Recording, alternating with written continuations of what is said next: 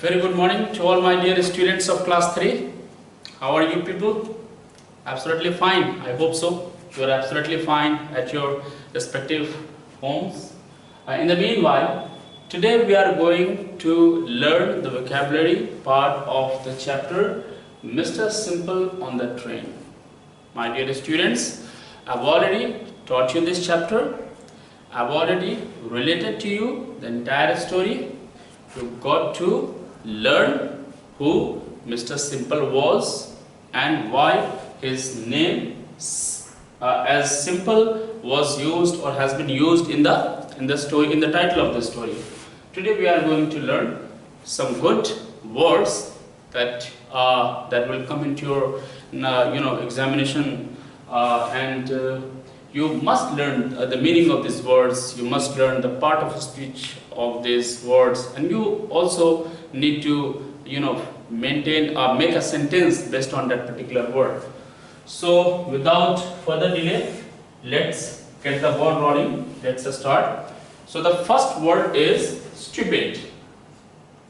The first word is stupid. Start writing with me. मेरे साथ लिखना start करें और spelling पे ध्यान दें.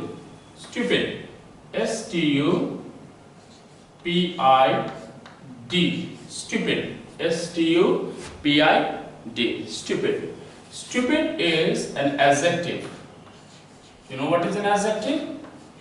An adjective is a word that gives some information about a noun or a pronoun used in a sentence. An adjective makes relation with a noun or a pronoun used in a sentence. An adjective simply qualifies a noun or a pronoun. Okay? So stupid मतलब होता है मूर्ख. The person who does not have least common sense. थोड़ी सी भी जिसके अंदर common sense बुद्धि नहीं थी, उसे stupid कहते हैं, मूर्ख कहते हैं, जिसे foolish भी कहते हैं. इसे actually कहते तो महामूर्ख है. Stupid means extremely foolish, महामूर्ख, जिसे थोड़ी सी भी दिमाग नहीं. Now you can imagine. Now you must be wondering, sir, for whom shall we use these words? Of course, we can use this word for Mr. Simple. Why? आप जानते हैं हम क्यों Mr. Simple के लिए ये stupid word use करेंगे. आपको end of the story में पता चल गया कि Mr. Simple ने ऐसा क्या कर दिया था जिसकी वजह से उनकी वाइफ ने उनसे कहा कि तुम एक stupid आदमी हो. तुम जैसा stupid आदमी मैंने कहीं नहीं देखा, या जितना मैं तुमको stupid समझती थी, तुम कहीं ज़्यादा stupid निकले, तुम मुझसे कहीं ज़्यादा stupid निकले, तुम मुझसे कहीं ज़्यादा मूर्ख निकले. आप जानते हैं क्यों वाइफ ने ऐसा कहा था. मैं से एक सेंटेंस बनाता हूँ, सिंपल सेंटेंस, थोड़ा लॉन्ग होगा बट सिंपल सेंटेंस. ठीक है. Mrs simple. Who is Mrs. Simple? The wife of Mr. Simple. Mrs. Simple said that Mr. Simple said that her husband was was a stupid person. Stupid man. Mrs. Simple said that her husband was a stupid man. Mrs. Simple ने क्या कहा? Mrs. Simple ने कहा कि उनके जो husband वो एक मूर्ख इंसान है. Stupid man. मैन यहाँ पे नाउन है. नाउन के लिए मैंने एक एडजेक्टिव यूज किया है जो इस नाउन के साथ रिलेशन बना रहा है. कौन है stupid? वो आदमी. आदमी कैसा है? What kind of a person? What kind of a person का आंसर कौन देता है? एडजेक्टिव देता है. What kind of a person?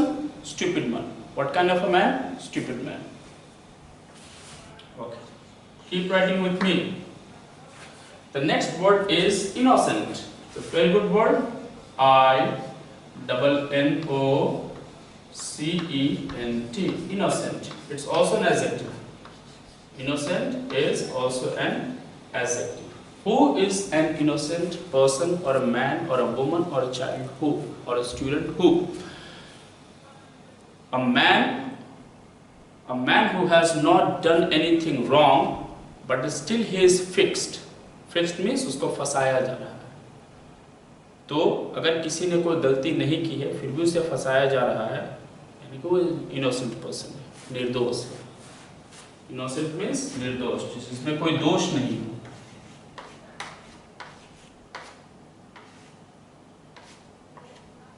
निर्दोष, जिसमें कोई दोष नहीं हो, जिसने कोई गलती नहीं की हो, भोला भाला इंसान हो, उसको फंसाया जा रहा है, वो इनोसेंट पर्सन. एक सेंटेंस बनाते हैं.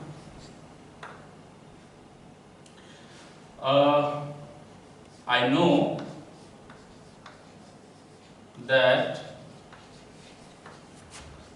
that Rajesh is an innocent. I know that Rajesh is an innocent boy. क्यों? इसका वजह लिख देता हूं. He has done nothing wrong. I know that Rajesh is an innocent boy. मुझे पता है कि राजेश एक निर्दोष लड़का है. He has done nothing wrong. उसने कुछ भी गलत नहीं किया है. यहाँ पे सेमीकोलन मैंने दे दिया है, डॉट और एक कॉमा टाइप का. मुझे पता है कि राजेश एक निर्दोष लड़का है, उसने कोई भी गलत काम नहीं किया है. चलिए, इनोसेंट एक एडजेक्टिव है, मैंने बॉय के लिए यूज किया, यानी कि राजेश के लिए यूज किया. तो नाउन के लिए इनोसेंट वर्ड हुआ. किस तरह का लड़का है राजेश? इनोसेंट लड़का, adjective. Now the third word is sincere. SINCERE. Sincere is also an adjective. SINCERE. Sincere means ईमानदार, सच्चा, दिल का बुरा नहीं, दिल का अच्छा आदमी और ऑनेस्ट आदमी. ऑनेस्ट आदमी को सिंसियर कहते हैं. ईमानदार, सच्चा, ईमानदार, सच्चा.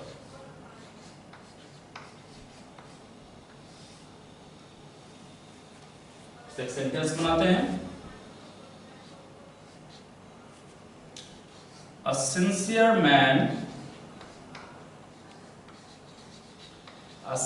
man always succeeds in life. A sincere man always succeeds in life. एक सिंसियर आदमी, एक ईमानदार आदमी, एक सच्चा आदमी हमेशा जिंदगी में सक्सेसफुल होता है. हमेशा जिंदगी में सक्सेसफुल होता है, वो सफलता प्राप्त करता है. A sincere man. Man noun है, नाउन के लिए मैंने यहाँ पे सिंसियर वर्ड यूज कर दिया. गुड. सिंसियर कौन होता है? वो जो ईमानदार इंसान, जो सच्चा इंसान, दिल का बुरा नहीं हो, ग्रीडी नेचर का नहीं हो, ऑनेस्टली अपना काम करता हो, उसे सिंसियर मैन कहते हैं. A sincere man always succeeds in life. Succeed मतलब सफल होना, सक्सेसफुल होना. Next word is ordinary.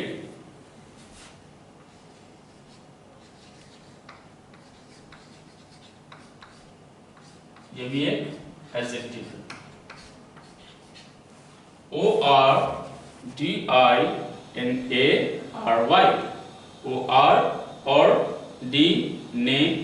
ordinary. ordinary मतलब होता है मामूली, साधारण, आम, बहुत एडवांस नहीं, ठीक है ना, बहुत डेवलप्ड नहीं, बहुत विकसित नहीं, ठीक है ना. ऑर्डिनरी मीन्स साधारण, मामूली, साधारण, मामूली. जो बहुत टफ नहीं हो, बहुत हार्ड नहीं हो, जो बहुत डिफिकल्ट नहीं हो, वो साधारण मामूली होता है. जैसे ये बहुत ही मामूली क्वेश्चन है, इस क्वेश्चन का मैं आंसर दे सकता हूँ, ठीक है, लेकिन वो इस क्वेश्चन का आंसर नहीं दे सका. जैसे सपोज कोई विकास नाम का लड़का है, उससे बहुत ही आसान सा सवाल पूछा गया, फिर भी उसका जवाब नहीं दे सका। उस पर एक सेंटेंस बनाते हैं।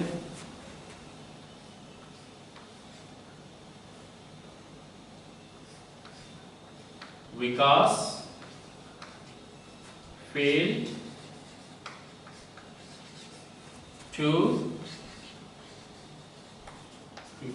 failed to answer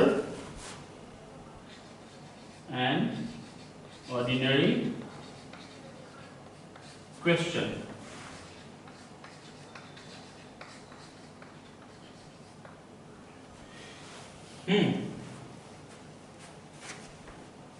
Vikas failed to answer an ordinary question. Vikas fail कर गया किस चीज में?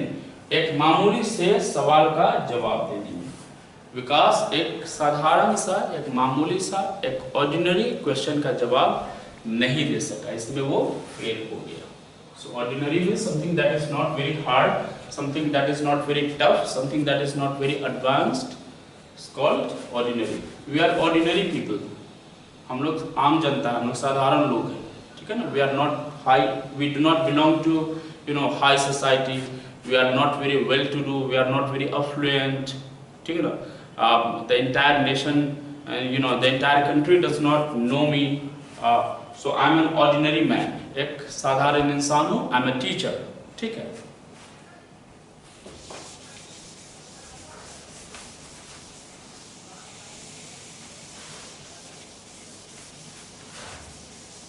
वर्ड्स के स्पेलिंग सबसे पहले याद करेंगे, ठीक है ना। अगर प्रॉब्लम होती है so try to write a word at least 10 times and automatically it will be fixed in your memory. आपकी मेमोरी में जाकर के वो फिक्स हो जाएगा। अगर किसी वर्ड के स्पेलिंग याद करने में प्रॉब्लम हो रही है तो दो तरीके हैं, आप उन वर्ड को तोड़ लीजिए। जैसे ये वर्ड है ना ऑर्डिनरी, ऑर्डिनरी, ऑर्डिनरी, ठीक है ना, ऐसे कर ले। या फिर अगर आपको प्रॉब्लम होती है तो एक वर्ड को आप एटलीस्ट 10 टाइम्स लिखें, ठीक है, आपको वो याद हो जाएगी। कि रिमेंबर, आपकी मेमोरी में वो जाकर फिक्स हो जाएगी। और अगर आप वर्ड को यूज करते हैं लिखने में तो दैट्स द बेस्ट वे। अगर आप वर्ड से सेंटेंस बनाते हैं, वर्ड्स को यूज करते हैं अपने राइटिंग में, क्वेश्चन आंसर में, ठीक है ना, या किसी टॉपिक पे आप एस्से लिख रहे हैं या फिर आप लेटर लिख रहे हैं या कुछ भी आप लिख रहे हैं और वर्ड्स को यूज कर रहे हैं, तो वो दैट्स द बेस्ट वे, वो सबसे अच्छा तरीका होता है। यूज करने से वो हमेशा परमानेंटली आपकी मेमोरी में जाके फिक्स हो जाता है। Next word is pail, P-A-L-E, P-A-L-E, ठीक है ना। पेल इज अ नाउन, ठीक है ना। पेल मीन्स आप पेल तब फील करते हैं जब आप काफी एग्जॉस्टेड होते हैं, आप कहीं किसी जर्नी से आए हैं या बहुत आप मेहनत करके काम करके आए हैं, तो आप काफी पेल हो जाते हैं, यानी कि आप दुर्बल महसूस करते हैं, क्षीण महसूस करते हैं, आपके अंदर बॉडी में एनर्जी नहीं होती, तो क्षीण कहते हैं।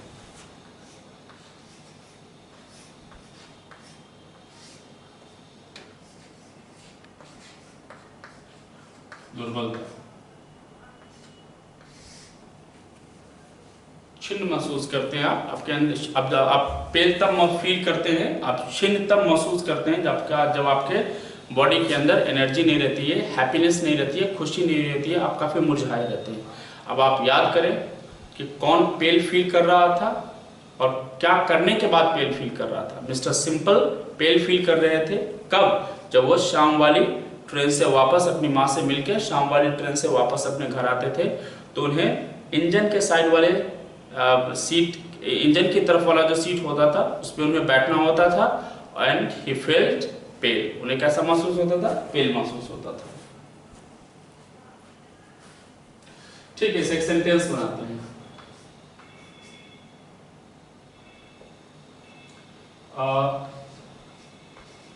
राकेश looks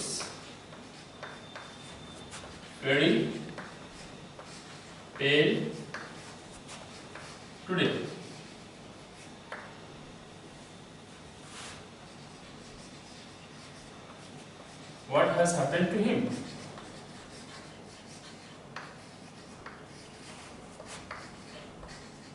इसी से एक लाइन मैंने जोड़ दिया है, अटैच कर दिया है, तो 2 लाइन बन गए।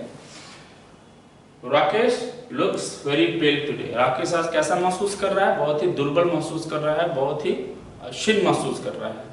What has happened to him? उसके साथ क्या हुआ है कि वो आज बहुत पेल फील कर रहा है? चलिए next word is journey.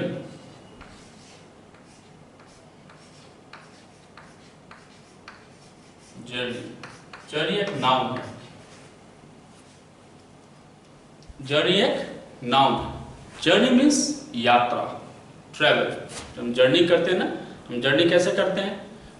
By foot भी करते हैं, पैदल यात्रा भी करते हैं, बाय ट्रेन करते हैं, बाय बस करते हैं, ऑन बाइक करते हैं, ठीक है ना, बाय प्लेन करते हैं, ऑन शिप करते हैं। ये सब हमारा तरीका है जर्नी करने का, यात्रा करने का। जर्नी मीन्स एक जगह से दूसरे जगह जाना, ठीक है ना, that process is called journey. वो तरीका यात्रा कहलाता है। जर्नी मीन्स यात्रा। एक सेंटेंस बनाते हैं।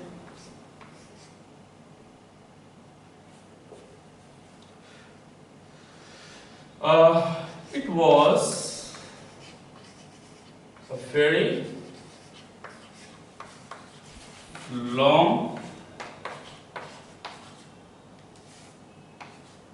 a very long journey of 500 kilometers.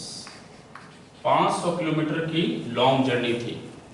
किस तरह की जर्नी थी? किस तरह की यात्रा थी? 500 किलोमीटर की लंबी यात्रा थी, ठीक है। लॉन्ग एडजेक्टिव होता है, एडजेक्टिव के बाद एक नाउन आता है, मैंने इसको नाउन यूज करा दिया है। वेरी एडजेक्टिव होता है, वेरी के बाद हम एक नाउन यूज करते हैं, मैंने नाउन यूज करा दिया पहले में। लॉन्ग एडजेक्टिव होता है, एडजेक्टिव के बाद एक नाउन यूज किया जाता है। What kind of journey? Long journey. किस तरह की जर्नी? लंबी जर्नी। तो जर्नी मीन्स यात्रा। Journey, journey. Next word is upset. UPSET, up plus set, upset, ठीक है ना। ये प्रीपोजिशन और एक वर्ब से मिलकर के बना हुआ एक वर्ब है। अप प्रीपोजिशन होता है और सेट वर्ब होता है। प्रीपोजिशन और वर्ब से मिलकर के बना हुआ एक नया वर्ब है अपसेट। अपसेट मतलब होता है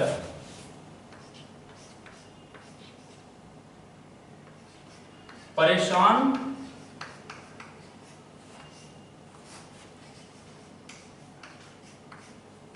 करना या होना। परेशान करना या होना। अगर आप किसी चीज से परेशान होते हैं, वो आपको अपसेट कर रहा है, यानी कि मतलब जैसे सपोज आपकी रिजल्ट आने वाली है और आपको डर है कि शायद मैं कहीं पास ना करूं, तो वो डर आपको अपसेट कर रहा है, वो डर आपको परेशान कर रहा है, आप उस डर की वजह से परेशान हो रहे हो। Something that upsets you, it bothers you, आपको परेशान करता है, ठीक है। हर इंसान के लाइफ में कोई ना कोई चीज़ होती ही है, हर इंसान के लाइफ में कोई ना कोई चीज़ होती है जिससे वो इंसान अपसेट होता है। हर इंसान कभी न कभी परेशान ज़रूर होता है, किसी न किसी बात को लेकर के ज़रूर परेशान होता है। अपसेट, परेशान होना। सेंटेंस बनाते हैं।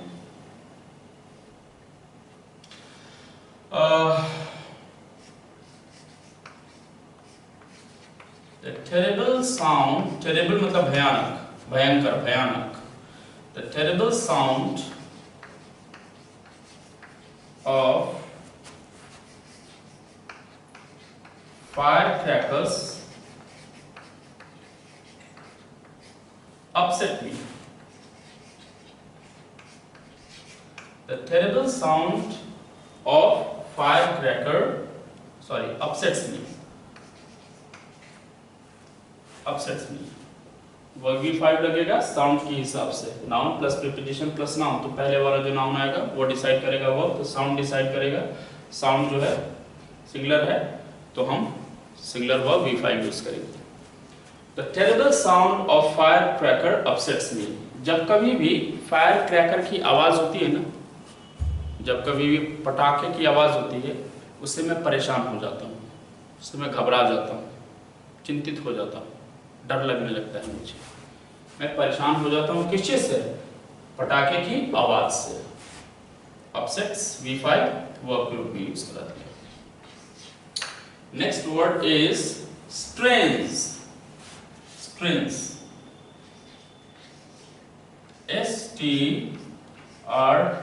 STRANGE strains.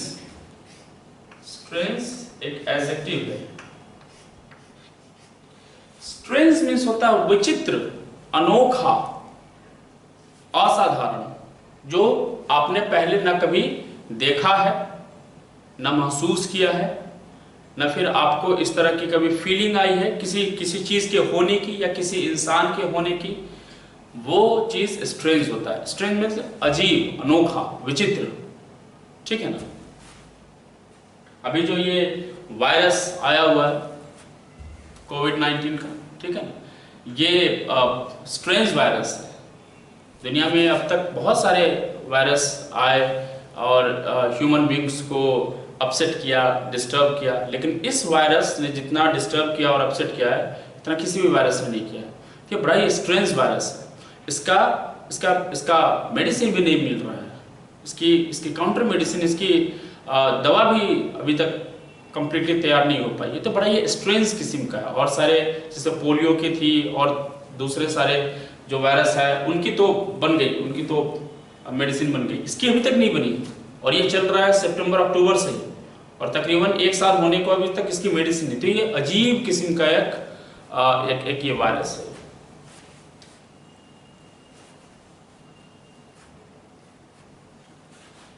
ठीक है, तो स्ट्रेस का मतलब हो जाएगा विचित्र,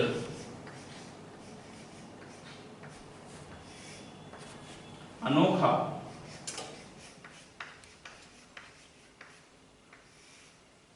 ठीक है। एक सेंटेंस बनाते हैं। क्या स्ट्रेंज बात थी मिस्टर सिंपल के साथ? क्या अजीब बात क्या थी? अजीब बात ये थी कि उनके सामने एक सीट वैकेंट थी, खाली थी। उस सीट पे वो जाकर के बैठ नहीं सके। ये बड़ी अजीब बात थी। कभी ऐसा होता है क्या कि आपको किसी चीज से आपको इस सीट पे बैठने से प्रॉब्लम है और सामने वाले सीट पे बैठने से प्रॉब्लम नहीं है, और सामने वाला सीट खाली है, उस पर कोई नहीं बैठा हुआ, तो आप जाके उस सीट पे बैठ जाएंगे? ऐसा ही करेंगे। लेकिन मिस्टर सिंपल ने ऐसा नहीं किया। ये बड़ा ही स्ट्रेंज, ये बड़ा ही अजीब बात थी।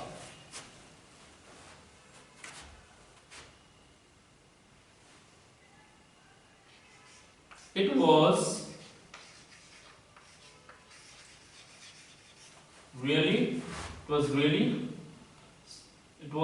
a really strange matter. It was a really strange thing. It was a really strange thing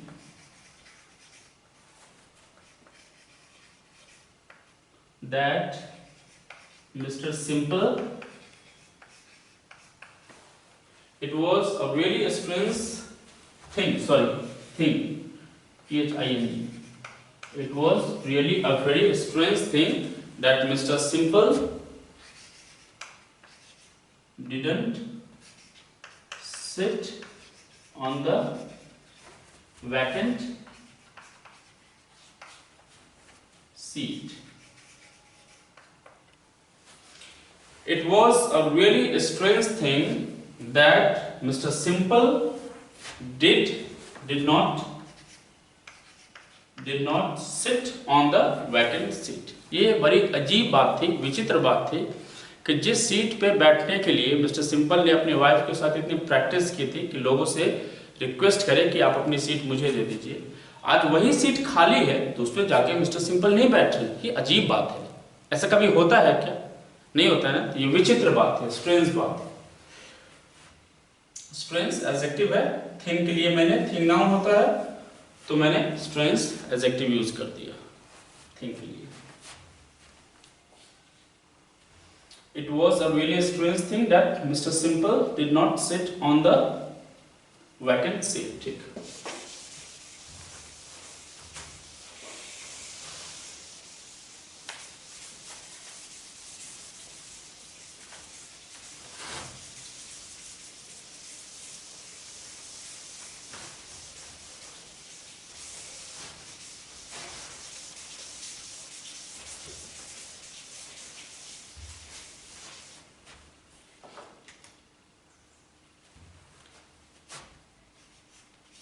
9 number, is it 9 number? हाँ 9 नंबर वर्ड।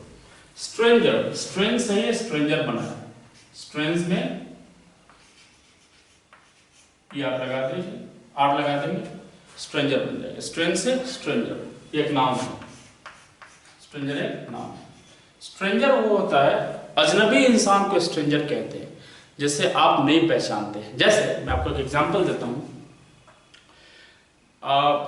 जब आप ट्रेन में ट्रैवल करते हैं, जब आप जर्नी करते हैं ट्रेन में, आप कहीं जा रहे होते हैं, ट्रेन कंपार्टमेंट में, आपके कंपार्टमेंट में जितने लोग होते हैं ना, ऑलमोस्ट सारे के सारे आपके लिए स्ट्रेंजर होते हैं, अजनबी होते हैं।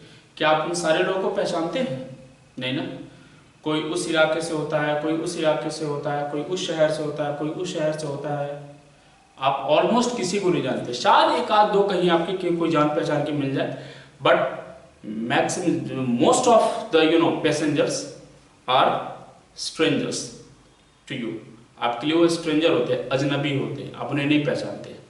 आप जब पहली बार यहाँ आए होंगे पढ़ने को, तो आपके लिए जितने भी यहाँ के टीचर्स, स्टूडेंट्स, स्टाफ्स, सारे जितने लोग होंगे सब आपके लिए स्ट्रेंजर होंगे, सब अजनबी होंगे। लेकिन अब जब आप उन लोगों के बीच में रह चुके हैं, आप उन लोगों के साथ पढ़ते हैं, उन लोगों के साथ अपना लंच लेते हैं, डिनर लेते हैं, होमवर्क करते हैं, खेलते हैं, ठीक है, योगा वगैरह जो करते हैं हम, अब उन लोगों के साथ आप घुल मिल गए, तो अब आपके लिए वो स्ट्रेंजर नहीं है।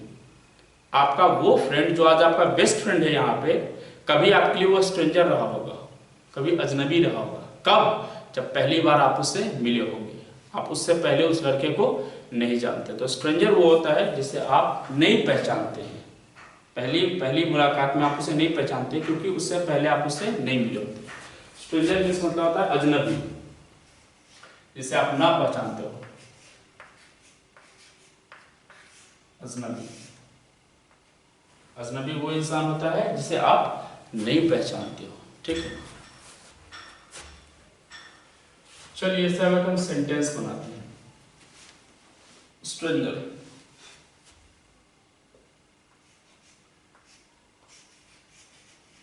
I saw a man yesterday. I saw a stranger से बना रहे हैं ना। I saw a stranger, फिर saw नहीं होगा, met होगा, सॉरी इसको met कर लीजिए। I met a stranger yesterday. I met a stranger yesterday who was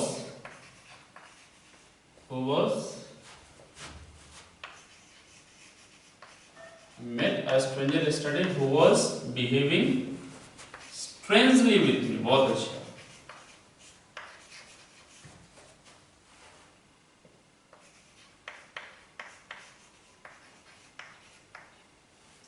I met a stranger yesterday who was behaving strangely with me. एक stranger से मैं कल मिला, एक अजनबी आदमी से मैं कल मिला, जो कि अजीब तरीके से, अनोखे तरीके से मेरे साथ बिहेव कर रहा था, ठीक है, विचित्र तरीके से मेरे साथ बिहेव कर रहा था। वो कौन आदमी था? वह कैसा आदमी था जिसे मैं पहले से नहीं जानता था। I didn't know who that person was. So he was new to me. He was a stranger to me. I didn't know him, and how he was behaving? He was behaving strangely. विचित्र तरीके से मेरे साथ behave कर रहा था, और वो अजनबी था, मैं उसको पहचानता भी नहीं था। Next word is quiet. Q-U-I-T. ये adverb है।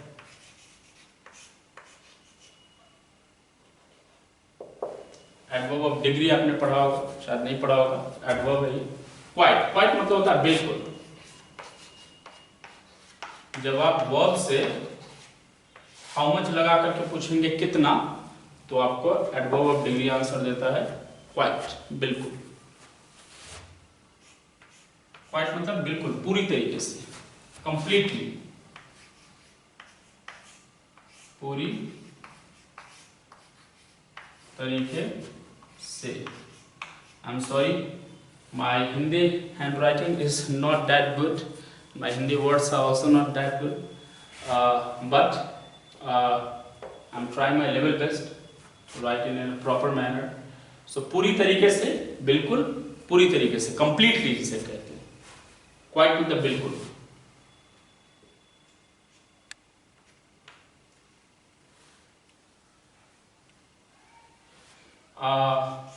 सेंटेंस बनाते हैं.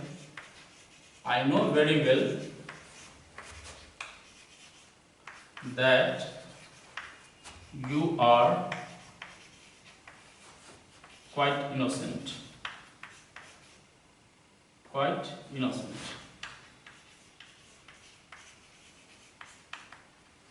I know very well that you are quite innocent. मुझे अच्छी तरीके से पता है, क्या पता है, कि तुम बिल्कुल ही निर्दोष हो.